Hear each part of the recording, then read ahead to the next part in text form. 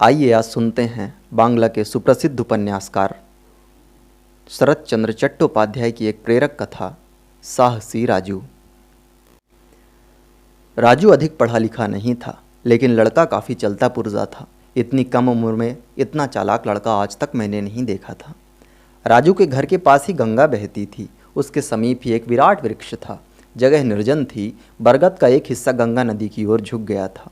उस हिस्से की एक डाली पर टीन से घेर कर राजू ने अपने लिए एक कमरा बना रखा था। नित्य सवेरे उठकर अपने उस कमरे में जाकर घंटों भगवान की आराधना किया करता था।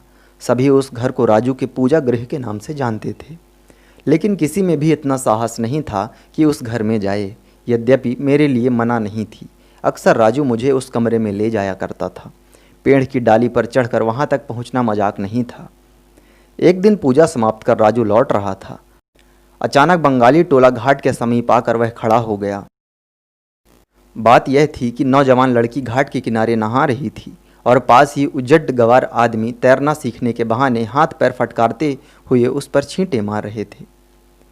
बेचारी लड़की संकोचवश कुछ कह नहीं पा रही थी। यह दृश्य को देखकर राजू चट से नदी में कूद पड़ा।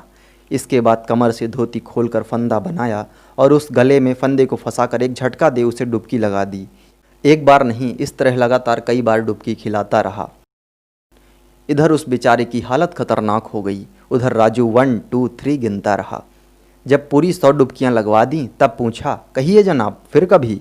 जिसे सांस लेना मुहाल हो उठा था, वह इस भयानक कांड से मुक्ति पाने के लिए चटपट बोल उठा, नहीं हुजूर, अब नहीं, माफ़ कीजिए। तब भाग जाओ, कहता हुआ वह ऊपर चला गया। लगे हाथ एक दिन की घटना और सुन लो। उस दिन शाम के समय राजू टहलने के लिए घर से बाहर निकला था। रास्ते में बरारी स्टेट हाई स्कूल के मुख्य पंडित से मुलाकात हो गई। उन्होंने देखते ही एक ही तरह से रोते हुए कहा, बेटा, कई दिनों से मैं तुम्हें खोज रहा था। राजू ने घबरा कर पूछा, क्या बात है मास्टर साहब, आप रो क्यों रहे हैं? प्रत्युत्तर में अपनी पीठ दिखाते हुए पंडित जी ने कहा, यह देखो बेटा, ना लड़ाई ना झगड़ा, पुलिस के साहब ने मुझे बुरी तरह पीटा। बात यह है कि उस दिन जमींदार के यहाँ पढ़ाने के लिए जा रहा था। रास्ते में पुलिस के साहब से मुलाकात हो गई। साहब को आते देख मैं जल्दी से एक किनारे हट गया। फिर भी साहब का मिजाज गर्म हो गया। गाली देते हुए कहा, रास्ते से हटकर नहीं चल सकते। कहने के साथ ही उन्होंने बेंत मारी। इसके बाद घोड़ा हाँकते चले गए। राजू ने कहा, अच्छा, मैं उनकी खबर लेता हूँ। क्लब में बिलियर्ड देखने गए होंगे, लौटते समय सज़ा मिल जाएगी। आप फिलहाल घर चले जाइए, मैंने क्या सज़ा दी है कल आपको मालूम हो जाएगा। पंडित को दिलासा देकर राजू सीधा मेरे पास आया। उस समय उसकी आकृति क्रोध से लाल हो गई थी। मुझसे कहा, शरत, तू मेरे साथ चल। अभी इस आह्वान को अस्वीकार कर सकूं इतनी शक्ति मुझ में नहीं थी। फिर भी डरते डरते मैंने कहा, तू साहब को मारेगा राजू? उसकी कमर में हमेशा पिस्तौल बंधी रहती है। हम लोग खाली हाथ रहेंगे, याद रखना। राजू ने कहा, तू मेरे साथ चल, फिर देखना क्या करता हूँ। इसके बाद मैं प्रतिवाद नहीं कर सका, चुपचाप उसके साथ चल पड़ा। पहले हम आदमपुर घाट गए। आदमपुर घाट वहाँ का जहाज घाट था। हर समय वहाँ कई स्टीमर और नावें बंधी रहती थीं।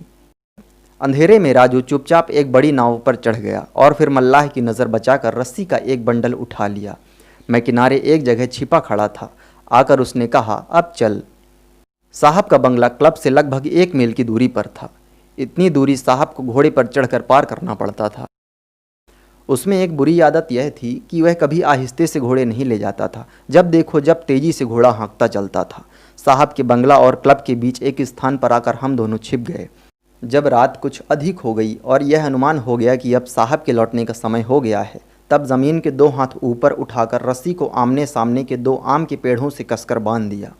यह पहले ही कह चुका हूँ कि रात घनी हो गई थी, इसलिए लोगों का आना जाना बंद हो गया था। 2 पेड़ों में रस्सी बांधकर हम पेड़ के पीछे जा छिपे। कुछ देर इसी तरह रहने के बाद सहसा घोड़े की टाँप सुनाई देने लगी। आवाज़ से ही भांप लिया कि साहब बिलियर्ड क्लब से लौट रहे हैं। अपनी पुरानी आदत के मुताबिक वह तेज गति से घोड़े को दौड़ाता हुआ आ रहा था। ज्यों ही हमारे समीप आया, त्यों ही घोड़े का सवार भी उलट गया। एक तो अचानक ठोकर पाकर गिरा, दूसरे काफ़ी ऊपर से, तीसरे शराब के नशे में चूर रहने की वजह से कितनी बुरी तरह घायल हुआ, इसका अंदाज़ा तुम स्वयं लगा सकते हो। हजरत अभी उठकर संभल भी नहीं पाए थे कि ऊपर से सिंह की तरह राजू उसके ऊपर उछल कर कूद पड़ा और लगा दनादन पीटने। मार के आगे नशा काफूर हो गया। राजू चुपचाप जितना जी में आया पीटता रहा।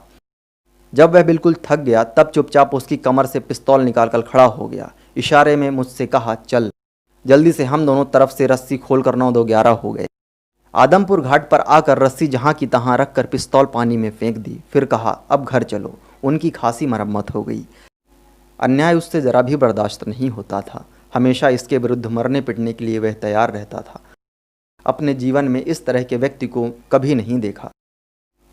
वही राजू एक दिन चुपचाप ना जाने कहाँ चला गया। आज तक किसी को उसका पता नहीं चला। आज भी उसकी शक्ल आंखों के सामने नाच उठती है, तब दिल महसूस कर रह जाता हूँ, वह मेरा कितना महान मित्र था, कह ही नहीं सकता। ना जाने कितने देश विदेश घूमा, कितने व्यक्तियों को देखा, लेकिन राजू की तरह कोई दिखाई नहीं दिया।